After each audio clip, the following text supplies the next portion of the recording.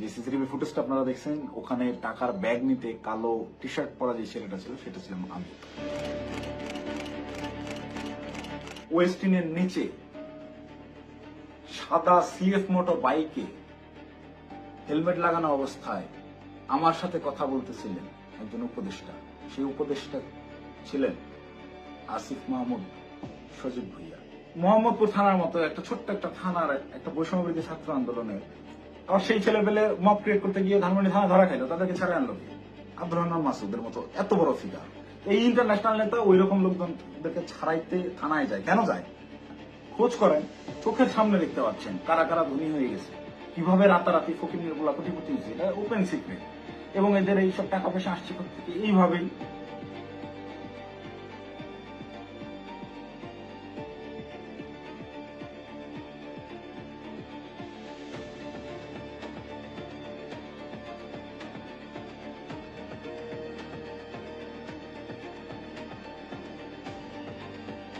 আসসালামু আলাইকুম, আমি জানে আলম অপু। সম্প্রতি গুলশানে বরিশালের এই যে নারী এমপির বাসায় চাঁদাবাজির যে ঘটনার ভিডিও ফুটেজ ভাইরাল হয়েছে, যে সিসিটিভি ফুটেজটা আপনারা দেখছেন, ওখানে টাকার ব্যাগ নিতে কালো টি শার্ট পরা যে ছেলেটা ছিল সেটা ছিলাম আমি।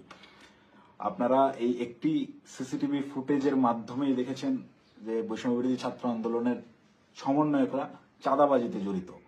আপনাদের যে সমন্বয়করা গত বছর আন্দোলনে আপনাদের কাছে মহানায়ক ছিল, তারা হয়ে গেল চাঁদাবাজ। কিন্তু আমার কিছু প্রশ্ন আছে। আপনারা কি জানেন যে এই যে টাকা নেওয়ার যে ফুটেজটা, এটা সকাল 9টা থেকে 10টার ভিতরকার সময়ের মধ্যে, তার ঠিক কয়েক ঘন্টা আগে ভোর 5টার সময় ওই জোনের ডিসি ওসি সবাইকে অবগত করে একদম অফিসিয়াল প্রসেসে আইনিভাবে আইন শৃঙ্খলা বাহিনী অর্থাৎ পুলিশ বাহিনীকে সাথে করে নিয়ে স্বামীর সেই বাসায় আমরা অভিযান চালাই। আপনারা কি জানেন সেই অভিযানে যাওয়ার আগে গুলশানেরই কোনো একটা জায়গায় আমার সাথে উপদেষ্টা আসিফ মাহমুদের কথা হয়? কই নিউজ মিডিয়ায় এত কিছু আসলো, এই 2 মিনিটের সিসিটিভি ফুটেজটাই কেন? আগের রাতের গোটা অভিযানের বিষয়টাকে একদম স্রেফ ধামাচাপা দেওয়া হলো কেন? ভোরবেলার সেই পুলিশ সাথে করে নিয়ে যে অভিযান চালানো হয়, 5টা থেকে 6টা পর্যন্ত টানা 1 ঘন্টা শাম্মী আহমেদের বাসায় অভিযান চলে, আইন শৃঙ্খলা বাহিনী সহ। গোটা বাসা তন্ন তন্ন করে খোঁজা হয়, কোথাও শাম্মীকে পাওয়া যায় না। কিন্তু বাসা অভিযান চলাকালীন সময়ে প্রত্যেকটা জায়গায় আমরা বুঝতে পারতেছিলাম এখানে শাম্মী ছিল। তার ব্যবহৃত জিনিসপত্র, বেডের পাশে তার ফোন, তার হেডফোন, তার জুতা, এভরিথিং, তার ভ্যানিটি ব্যাগ, সবকিছু একদম স্পষ্ট বোঝা যাচ্ছিল শাম্মী এই জায়গায় ছিল।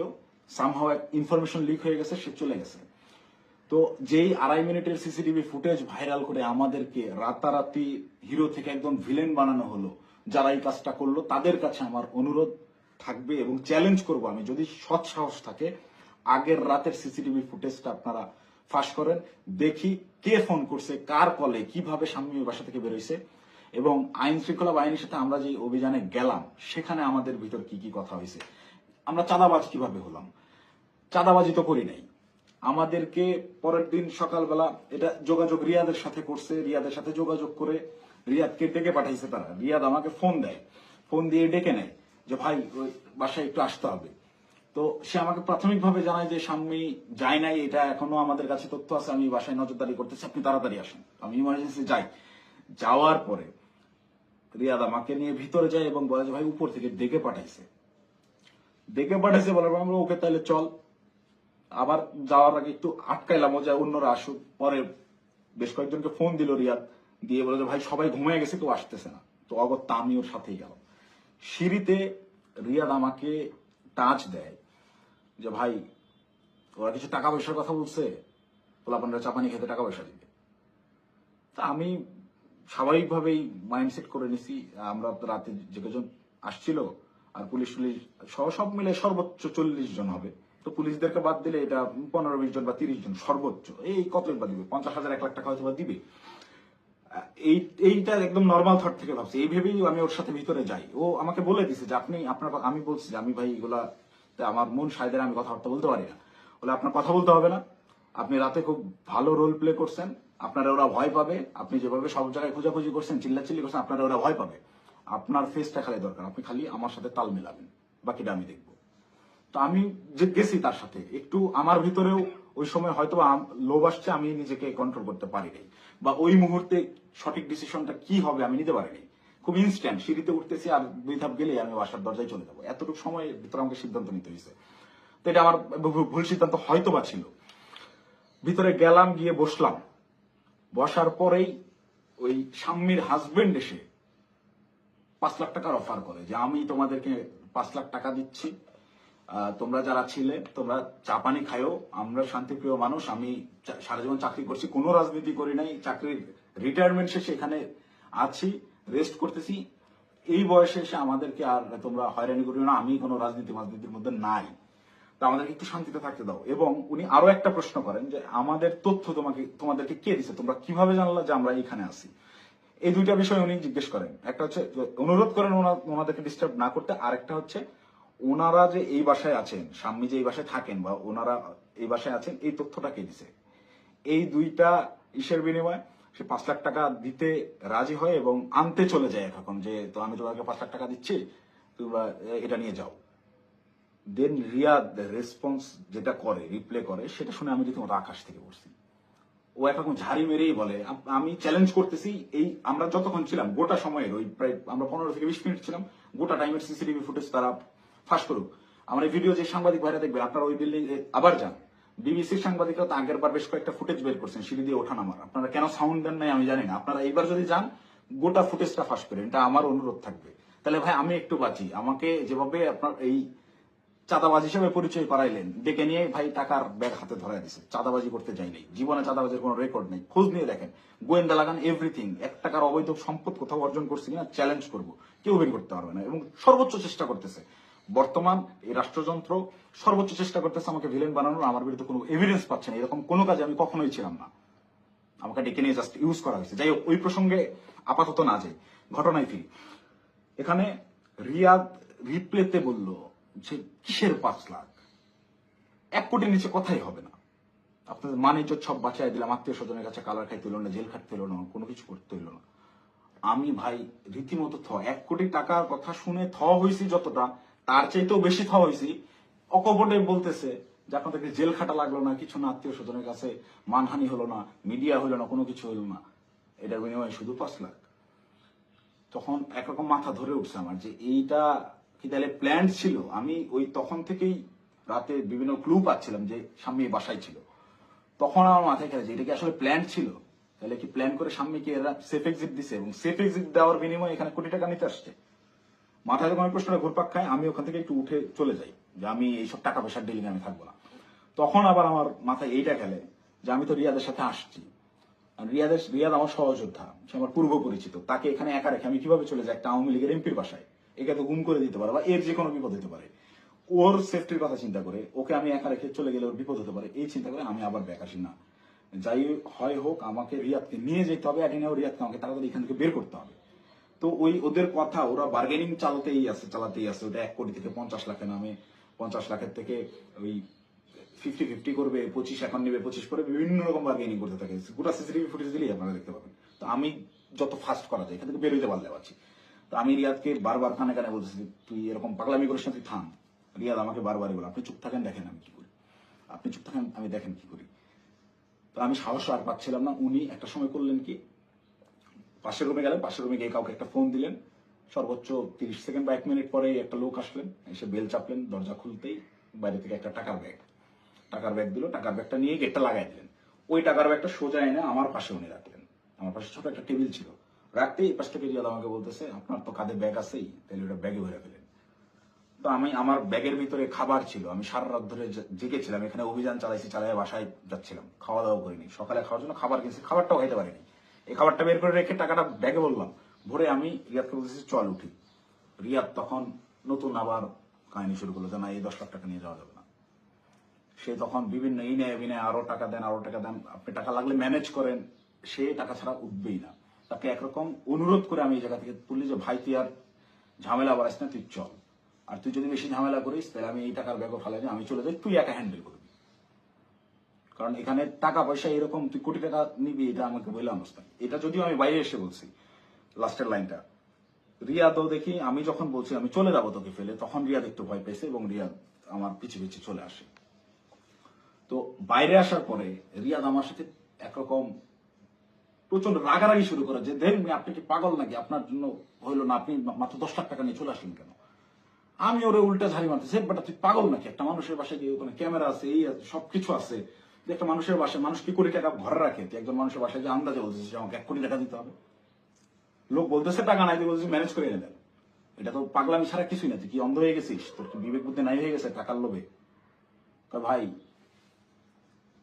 ভাই তো আমার 1 কোটির কথাই বলে দিছে। আমি মানে প্রশ্ন যে করবো কোন ভাই, এটা প্রশ্ন করার আগে দেখি রিয়াদের চোখ মুখ শুকায় গেছে। মানে সেও আতঙ্কিত, তাকে 1 কোটির কথা বলে দেওয়া হয়েছে। এই 1 কোটি কেন আনা হইলো না, বা আমি যে বাধাগ্রস্ত করছি আমার জন্য সে 1 কোটি আনতে পারলো না, এটার জন্য সে আমার উপরে বিরক্ত এবং সে নিজেও নার্ভাস। রিয়াদের চোখে মুখেও দেখি চিন্তার ছাপ। পরে আমি বললাম কোন ভাই, কখন বললো তোরে, কার সাথে কথা বলছিস আমি যাওয়ার পরে। বলছে রাতে কোন ভাই আসছিল দেখেন নাই। তখন আমি 30 সেকেন্ডের মতো চুপ করে থাকি, ভাবতে থাকি। যখন রাতে কোন ভাই আসছিল এইটার সমীকরণটা আমার মাথায় মেলে এবং রিয়াদকে আমি বলি যে ভাইয়ের সাথে কথা বলে আসলাম তুই কি সেই ভাইয়ের কথা বলতেছিস। রিয়াদ বলে হ্যাঁ। কয় আপনি বুঝতেছেন না, ওখানে ক্যামেরা আছে, সবকিছু আছে, সবকিছুর সামনে আমি 1 কোটি টাকার সাহস করতেছি, এটা কি এমনি এমনি। তখন আমার কাছে একটু হলেও বিশ্বাসযোগ্য মনে হচ্ছে যে না আসলে এইটুকু একটা ছেলে ও 1 কোটি টাকা চেয়ে ফেলছে, ক্যামেরা আছে এটা জেনে সহ, ও জানে। কিন্তু এই বাসায় আমরা 3-4 ঘন্টা আগেও পুলিশ সহ অভিযান চালাই গেছি, বাসার কোথায় কি আছে সব জানা। ও খুব ভালো মতো জানে এখানে সিসিটিভি ক্যামেরা আছে, সব রেকর্ড হচ্ছে। তারপর ও বিন্দু পরিমাণ ভয় ছাড়া ও অকপটে 1 কোটি টাকা চেয়ে ফেলছে। তাহলে অবশ্যই ওর কথার কিছুটা হলেও সত্যতা আছে, ওর পেছনে ওই রকম ব্যাকআপ আছে। তো আমি একরকম মন খারাপ করে চলে যাচ্ছি, আমার মাথায় কিছু কাজ করতেছে না। তো রিয়াদ আমাকে জোর করে টেনে রিক্সায় তুলে ওই টাকার ব্যাগ সহ ঢাকার বিভিন্ন জায়গায় ঘোরাঘুরি করতে গেছে। আমাকে বিভিন্নভাবে কনভিন্স করতে গেছে, ভাই উনি তো বলছে। আমি নেমে আসার পরেও রিয়াদ গেটে ছিল, ওদের সাথে বার্গেনিং করে আসছে, 2 দিন সময় দিয়ে আসছে যে 2 দিন পর আমরা আবার আসবো, এটা বলে আসছে। তো আমাকে বলতেছে ভাই ওনাকে 2 দিন সময় দিয়ে আসছি, 2 দিন পরে কিন্তু আসতে হবে, আমাদেরকে টাকা তুলতে হবে। আমি ওর কথা বাড়াইলাম না, বললাম দেখা যাবে। আমি খালি চাচ্ছিলাম এখান থেকে আমি কাটতে পারলে পাচ্ছি, আমি কিসের মধ্যে পড়ে গেছি।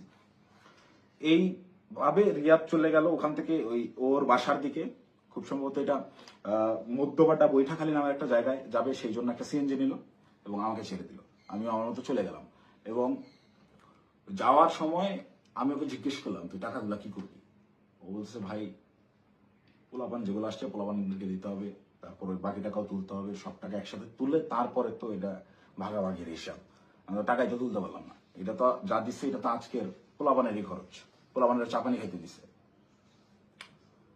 আমি একটু চিন্তায় পড়লাম, তারপর আমি বললাম তাহলে পোলাপানদের দিয়ে দিস। ও বলছে ওকে, বিকালবেলা ইনশাল্লাহ এটা ভাগাভাগি করবো, আপনাকে ফোন দিয়ে জানাবো।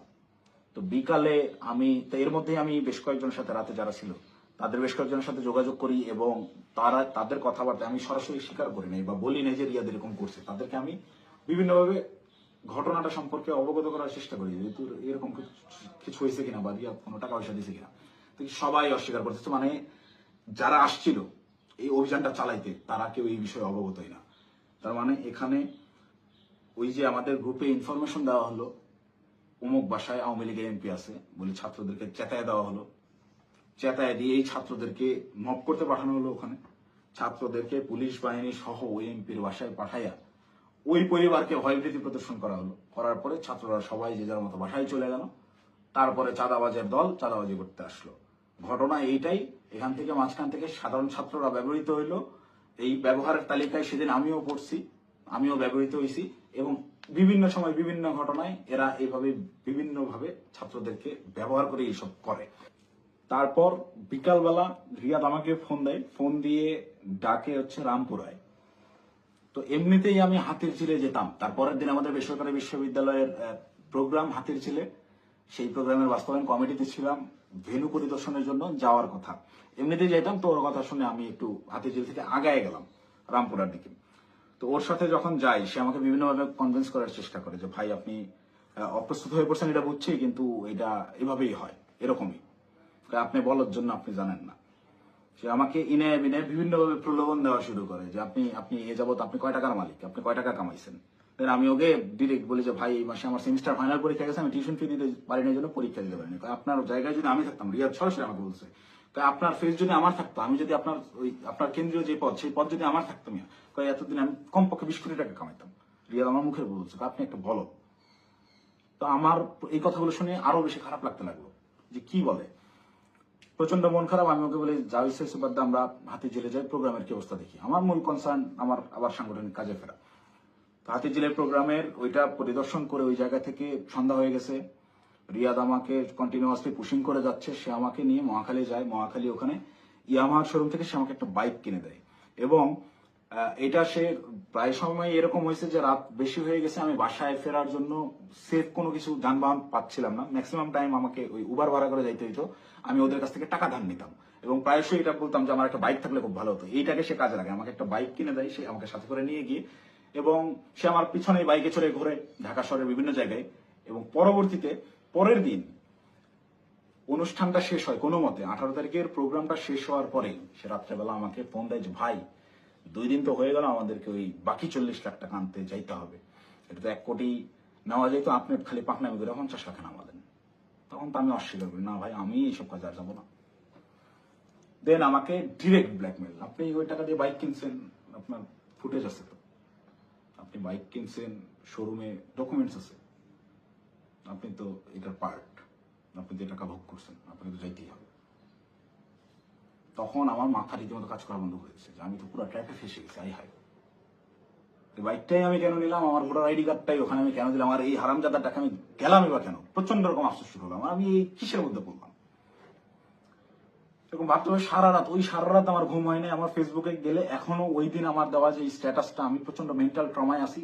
তার আগের রাত সারা রাত ধরে গত বছর জুলাইয়ের সেই আন্দোলনের স্মৃতিগুলা, এই আমার ভাইদের রক্তাক্ত সেই দেহগুলা, এই গুলি চালানোর দৃশ্যগুলো সবকিছু আমার চোখের সামনে ভাসতে থাকে। আমার ভাই সারা রাত ঘুমায় নাই যে কি করলাম, কি হচ্ছে, কি এটা কি। মানে আমি পরের দিন সকালে এটা পোস্টও করছি যে আমি প্রচন্ড মেন্টাল ট্রমায় আছি, জুলাইয়ের ওই স্মৃতিগুলো আমার মাথা থেকে যাচ্ছে না, আমার চোখের সামনে ভাসতেছে, আমি ঘুমাইতে পারতেছি না, নিজেকে অসহায় লাগতেছে, এই ধরনের একটা পোস্ট করছিলাম। এবং এটা তখন আমার বাস্তব ফিলিংস ছিল। আর পরে এর আবার রিয়াদের ফোন আসেই, কখন বেরোবেন, কখন আসতেছেন, এই এরকম করতে করতে সন্ধ্যাবেলা আমি বাংলা মোটর অফিসে গেলাম। সেখানে একটা প্রেস ব্রিফিং করা হয় 18 তারিখের প্রোগ্রামে, বেশ কিছু প্রবলেম ছিল সেগুলো নিয়ে। প্রেস ব্রিফিং শেষে রিয়াদ আমাকে বলে উপরে ওয়াটারফল রেস্টুরেন্টে গিয়ে আপনি বসেন, আপনার সাথে কথা আছে। আমি ওয়াটারফল রেস্টুরেন্টে গিয়ে বসি। রিয়াদ সমস্ত ছেলেপেলেকে নিচে নিয়ে গিয়ে চা খাওয়াইয়ে পাঠিয়ে দিছে। পাঠিয়ে দিয়ে সে ওয়াটারফলে আসে এবং আমাকে বলে যে সোজা সাপটা এখন যাইতে হবে, গিয়ে টাকাটা নিয়ে আসতে হবে। আমাকে 2 দিন সময় দেওয়া হয়েছে, 2 দিন পার হয়ে গেছে, আর কোনোভাবে কালক্ষেপণ করা যাবে না, প্রচুর চাপ আসতেছে, আপনি চলেন। তো আমি একরকম চিপাই পড়ে গেছি। ওর কথা শুনে আমি ওই জায়গায় যে রেস্টুরেন্টে বসছি, এখান থেকে বের হওয়ার আর অপশন নাই। তো আমি বাধ্য হয়ে বললাম আচ্ছা চল দেখা যাক। তো এই দিন গিয়ে আমি সর্বোচ্চ চেষ্টা করছিলাম যে কিভাবে এটা এড়ানো যায়। আমি গেটের সামনেই হোন্ডা থামায় ভিতরে ঢুকে দারোয়ানের সাথে কথাবার্তা বলে ওদের উপরে গিয়ে 2টা বেল চেপে আমি খালি ওটা টানতেছি, যারা বাসায় নেই আয়, তুই দরজা খুলবে না, আয় আয়, এই বলে ওকে বের করে নিয়ে আসছি। নিয়ে আসার পরে আবার হোন্ডা টান দিয়ে চলে আসছি। তারপর থেকে ওই দিন থেকে আমি ওর সাথে যোগাযোগ করা বন্ধ করে দিছি।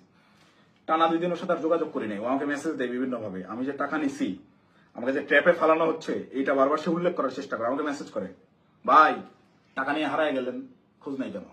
প্রত্যেকটা মেসেজে টাকা শব্দটা মেনশন করে, যেন পরবর্তীতে সেটা স্ক্রিনশট আমার বিরুদ্ধে ব্যবহার করতে পারে, বা আমাকে বোঝায় যে তুমি যে টাকা নিচ্ছ এটা কিন্তু এভিডেন্স আছে। আমাকে ব্ল্যাকমেল করার চেষ্টা করে। তো আমি রিয়াদের মেসেজ রেসপন্স করা অফ করে দিলাম একটা সময়।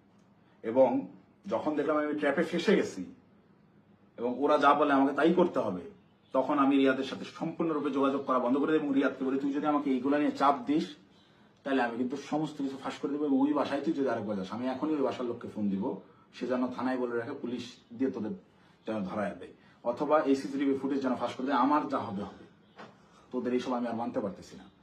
দেন রিয়াদও ভয় পেয়ে যায়, একরকম ও আমাকে থ্রেট মনে করা শুরু করে। ও দেখি রিয়াদ আর ভয় আমার সাথে যোগাযোগ করতেছে না। এবং সর্বশেষ যে ঘটনাটা ঘটে, রিয়াদ যেদিন ধরা খায় সেই দিন সে আমাকে না জানাই গেছে, সে আমাকে থ্রেট মনে করা শুরু করে। এবং এইটা সে তার উপর লেভেলের যে ভাইরা আছে, যে ভাইরা তাকে নিয়ন্ত্রণ করে, সেই ভাইদেরকে সে জানায় যে অপু এটা পজিটিভলি নেয় নাই, প্রচুর সমস্যা করতেছে।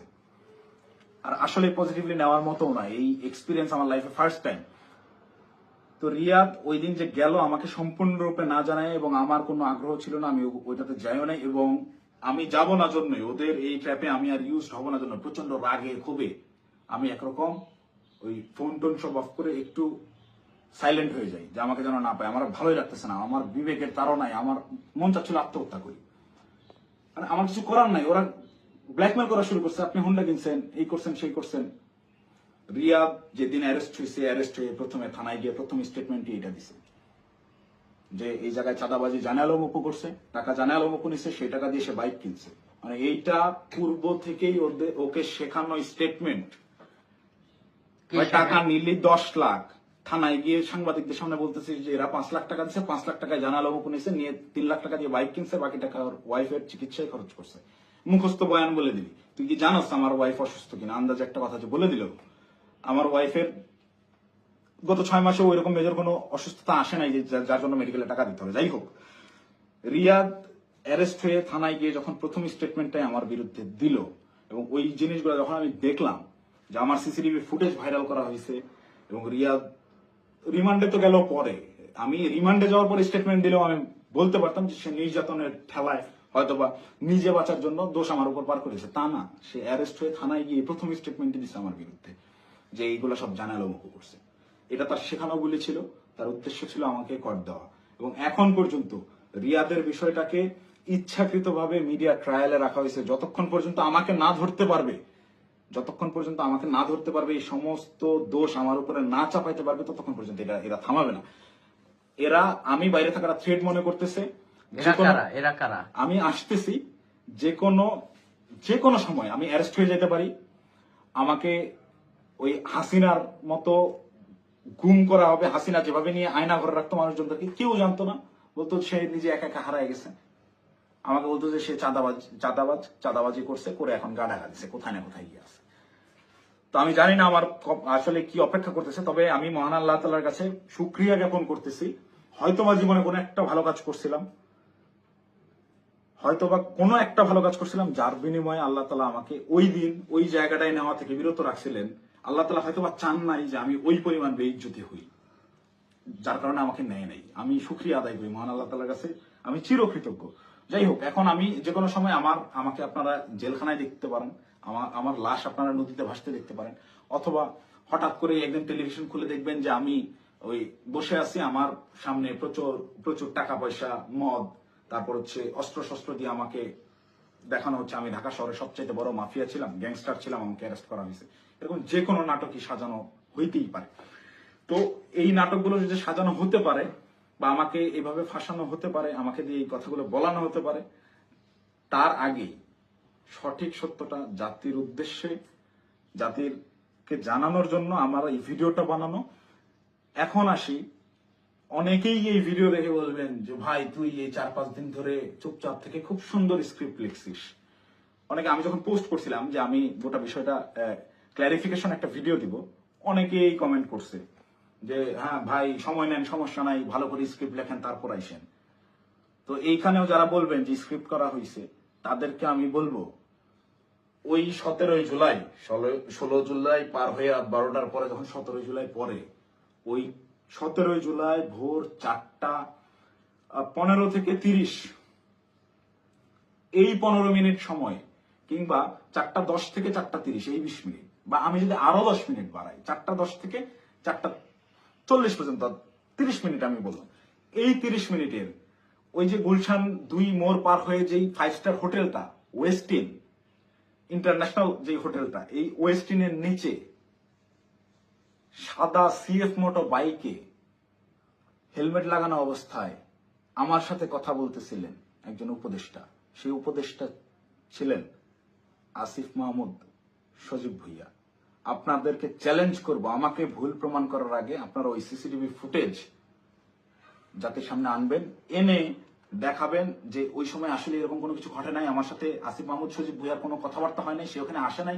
একজন উপদেষ্টা ভোর 4টার সময় বাইকে চড়ে হেলমেটে মুখ ঢেকে গুলশানের মতো অভিজাত এলাকায় কি কাজে আসে, এটা আমার জানার কথা না। আমি তো মামুলি পার্সন, তারা তো হাই লেভেলের পার্সন। আর আমার সাথেই কেন কথা বলতে হয়, বা কি বা কথা হয়। এবং ওই যে রিয়াদ বললো রাতে যেই ভাই আসছিল, এবার সমীকরণটা আপনারাই নিলাম যে রাতে কোন ভাই আসছিল, কোন ভাইয়ের সাথে আমার কথা হয়েছে এবং কোন ভাইয়ের কথা রিয়াদ ইন্ডিকেট করছে। শুধু ওই ভাই না, আরো যেসব ভাই আছে সব ভাইরাই এটাতে জড়িত এবং এটা ওপেন সিক্রেট। এই সকল ভাইরা, এই যে আমাদের আসিফ মাহমুদ সজীব ভুইয়া ভাই সেদিন যে সিএফ মোটো বাইকটা নিয়ে আসছে, এই রাত্রেবেলা বাইক রাইডিং করতে সে গুলশানে আসছে, ওই ওয়েস্টিনে 5 স্টার হোটেলে ছাড়া সে বসে না কোথাও। সে ওই গত বছর জুলাইতেও 50,000 60,000 টাকা দামের সেকেন্ড হ্যান্ড একটা স্কুটি চালাইতো, এখন সে সিএফ মোটর চালায়। যাই হোক, এটা চোখের সামনে আপনাদের কে কি করছে, আঙ্গুর ফুলে কলা গাছ কিভাবে হয়েছে। যে সকল ছেলেপেলেরা ওই হলে থাকতে পারতো না ছাত্রলীগের যন্ত্রণায়, বাইরে বাসা ভাড়া নিয়ে থাকবে, বাসা ভাড়ার টাকা থাকতো না, বিভিন্ন রাজনৈতিক নেতাদের কাছ থেকে টাকা ধার নিয়ে থাকতে হইতো, ডোনেশনে যাদের ম্যাচ ধরা চলছে তারা এখন ডুপ্লেক্স বাড়িতে থাকে, নিজস্ব গাড়িতে চলাফেরা করে। এটা এটা গোটা জাতি জানে। আমি আসলে এমনিতেই তো আমাকে যথেষ্ট পরিমাণ ট্র্যাপে ফালানোর চেষ্টা করতেছে, তো আমার মনে হয় যে এই বিষয়গুলো ক্লিয়ার না করে গেলে আমাকে দিয়ে ওরা যে কোনো স্টেটমেন্ট দেওয়া হতো। একটা ছোট্ট ক্লু দিই, রিয়াদের সাথে অ্যারেস্ট হওয়া যেই 4টা ছেলে, এই 4টা ছেলে এই ঘটনার কোনো কিছুই জানে না। এই 4টা ছেলেকে রিয়াদ একইভাবে আমাকে যেরকম বলছে ওই সাময়িকা পাওয়া গেছে আপনি আসেন এই বলে নিয়ে যে ব্যবহার করছে, ওই আমাকে খালি বলছে যে আপনি রাতে অনেক ভালো ভূমিকা রাখছেন, আপনার ফেসটাই আনাফ, আপনারা দেখলেই ভয় পাবে ওরা। ঠিক তেমনই ভাবে একটা ছেলে পেলে নিয়ে গেছে যে তোদের কিছু করতে হবে না, তোরা খালি চুপচাপ দাঁড়ায় থাকবি, যা করার আমি করবো। এইরকম কোন একটা প্রলোভন দিয়ে এই ছেলেগুলোকে নিয়ে গিয়ে ফাঁসাইছে। ফাঁসানোর পরে এরা রিমান্ডে গেল।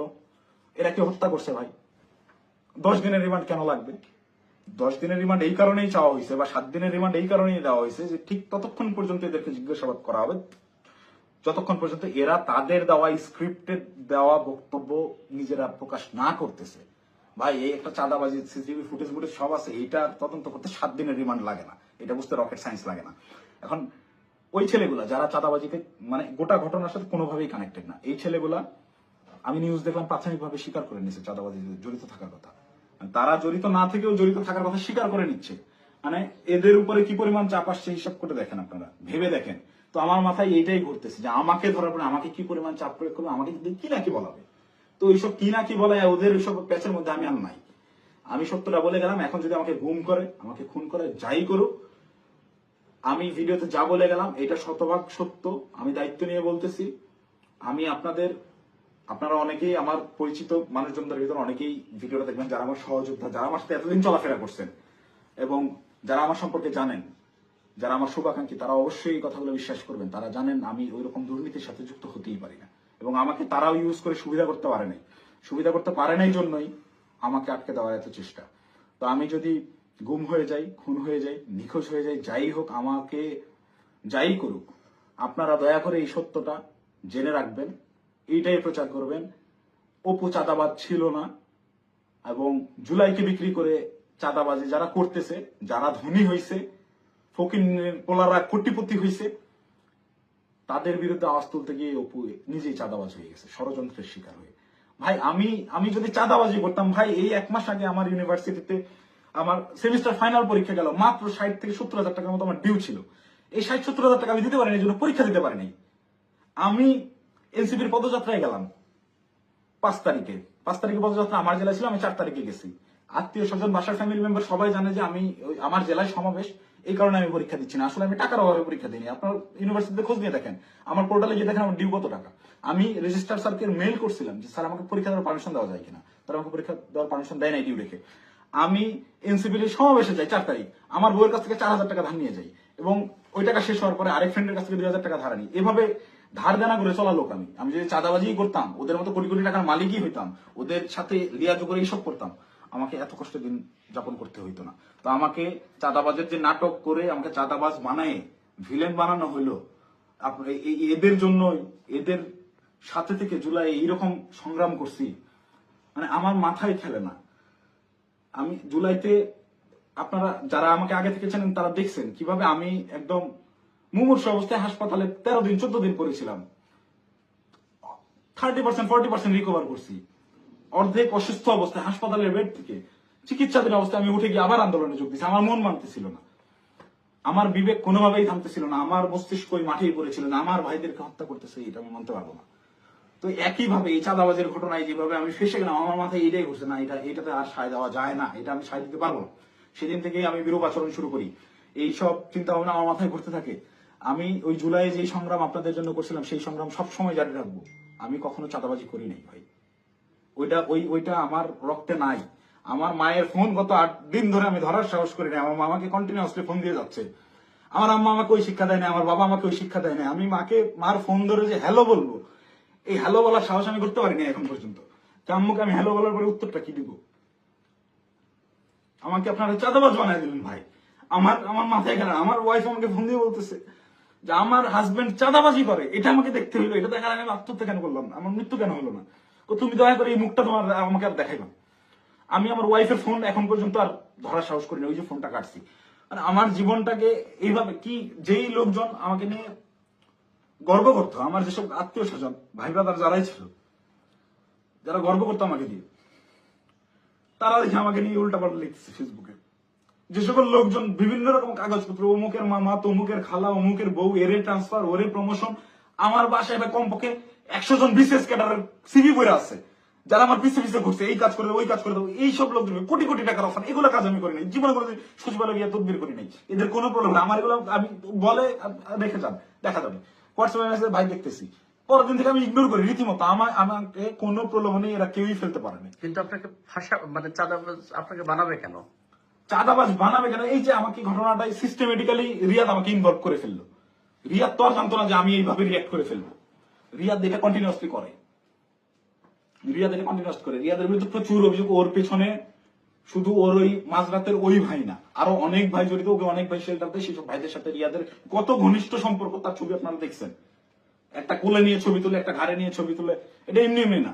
আমি একজনকে চিনি না, তাকে আমি ঘাড়ে হাত দিয়ে ছবি তুলবো না, নর্মালি পাশে দাঁড়ায় ছবি তুলবো। হ্যাঁ, ব্যাপার আছে অনেক। ছবি তোলার ধরন, কথাবার্তার ধরন, আই কন্ট্যাক্ট, ওইগুলো দেখে বোঝা যায় কার সাথে কিরকম সম্পর্ক। ফাইনালি এই যে আটকের যে নাটকটা, ভাই দেশে কত কি হয়ে যাচ্ছে। এই সামান্য 10 লাখ টাকার জন্য এত বড় নাটক, এই 4 দিন 5 দিন ধরে মিডিয়ায় এই আর এই, এটা এমনি এমনি না ভাই। এখানে পেছনে রাঘব বলদেরকে ঢাকার জন্য এই চুনোপুটিদেরকে বলির পাঠা বানানো হয়েছে। এদেরকে আমি হলপ করে বলতে পারি, আমি যতদিন অ্যারেস্ট না হচ্ছি, এই ঘটনায় আমার উপর দোষ চাপানো না হবে, ততক্ষণ পর্যন্ত মিডিয়ার ট্রায়াল থামবে না। যদি আমি এই ভিডিওটা না দিতাম, আমাকে ধরে নিয়ে ভিলেন হিসাবে বানাই দিয়ে গোটা ঘটনা ধামাচাপা দিয়ে দিত। বাট সামহাউ আল্লাহ চাইছেন আমি ওই দিন ওখানে যাই নাই, এবং আমি না যাওয়ার কারণটাও এই সত্যটা জেনে যাওয়া। আমি যখন এই সত্যটা জানছি তখন থেকেই আমার বিবেকের তাড়নায় আমি একরকম আমার মাথা পাগল হয়ে গেছিল। একবার আমার আত্মহত্যার সিদ্ধান্ত নিচ্ছিলাম, একবার কি করবো ভেবে পাচ্ছিলাম যে আমি কোথায় এসে পড়লাম। এখন এরা আমাদেরকে দিয়ে, এরা আমাদের ছাত্রদেরকে ইউজ করে এইভাবে মব ক্রিয়েট করে চাঁদাবাজি করতেছে। আরে ভাই, এই ছাত্রদের রক্তের উপরে যারা এরা উপদেষ্টা হয়েছে, মানে নর্মাল থিঙ্কিং করেন। আপনি যখন এটা ভাববেন, আপনি ওই দিনগুলো যখন স্মরণ করবেন, আপনার চোখের সামনে একজন গুলি গেছে, রাস্তায় রক্ত পড়ে আছে, রক্তটা আপনার চোখের সামনে ভাসতেছে। এই রক্তের উপর দাঁড়ায় থাকা একজন লোক যখন এই রক্ত যারা ঝরাইছে সেই সকল ছাত্রদেরকেই আবারও ইউজ করে স্বার্থ হাসিল করতেছে। আমি তো মিথ্যা কথা বলতেছি না, খোঁজ করেন, চোখের সামনে দেখতে পাচ্ছেন কারা কারা ধনী হয়ে গেছে, কিভাবে রাতারাতি ফকির নির্বলা কোটিপতি হয়েছে, এটা ওপেন সিক্রেট।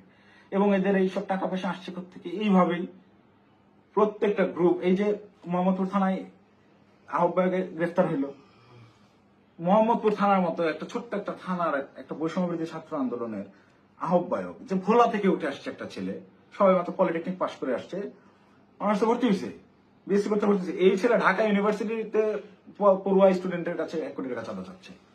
আর সেই ছেলে পেলে মব ক্রিয়েট করতে গিয়ে ধানমন্ডি থানা ধরা খাইলো, তাদেরকে ছাড়া আনলো গিয়ে আব্দুল রহমান মাসুদের মতো এত বড় ফিগার। আব্দুল রহমান মাসুদ তো এখন ইন্টারন্যাশনাল নেতা হয়ে গেছে। সে একটা সেদিন একটু ইসে দেখলাম, সে বলছে আমাকে দেশের সবাই চিনে, ইন্টারন্যাশনাল নেতারাও চিনে, সে ইন্টারন্যাশনাল নেতা হয়ে গেছে। এই ইন্টারন্যাশনাল নেতা ওই রকম লোকজনদেরকে ছাড়াইতে থানায় যায় কেন যায়? ওই রাব্বি নাম ছিল ছেলেটার, মোহাম্মদপুরের রাব্বি, ওই রাব্বি যদি কট খায় ওই জায়গায়, আব্দুল রহমান মাসুদের নামটা ফ্ল্যাশ হয়ে যায়। At any how Abdul Rahman মাসুদকে, ওই রাব্বিকে সেভ করতেই হবে, কিচ্ছু করার নাই। সে মিডিয়ার সামনে ওই জায়গায় তোপের মুখে পড়ছে আন্নান মাসুদ, তাও রাব্বিকে ছেড়ে আসে নাই, পুলিশের সাথে নেগোসিয়েশন করে নিয়েই আসছে রাব্বিকে তারা ছাড়বে না। কিন্তু এই ঘটনাটাই আমি তো ধরাছোঁয়ার বাইরে ছিলাম। রিয়াদকে তারা সেভ দিলেও আমি তো বাইরে ছিলাম, যে কোনো মুহূর্তে ফাঁস করতে পারি। এই ভয়ের জায়গা থেকে রিয়াদকেও আর বাঁচায় নাই, যে দুইটাকেই আটকে দিতে হবে। আমাকে ধরার জন্য সর্বোচ্চ চেষ্টা করতেছে। আমি কতক্ষণ বাইরে থাকবো, কতক্ষণ টিকে থাকবো আমি জানি না। যে কোনো সময় আমার যে কোনো কিছু হয়ে যেতে পারে।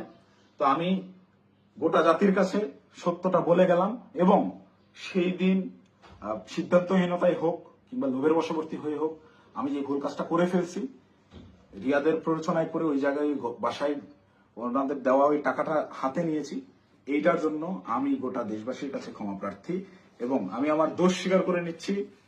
এবং আমি প্রচলিত আইন অনুযায়ী, যেহেতু আমার নামে মামলা হয়েছে, আমি বিচার ফেস করতে রাজি আছি।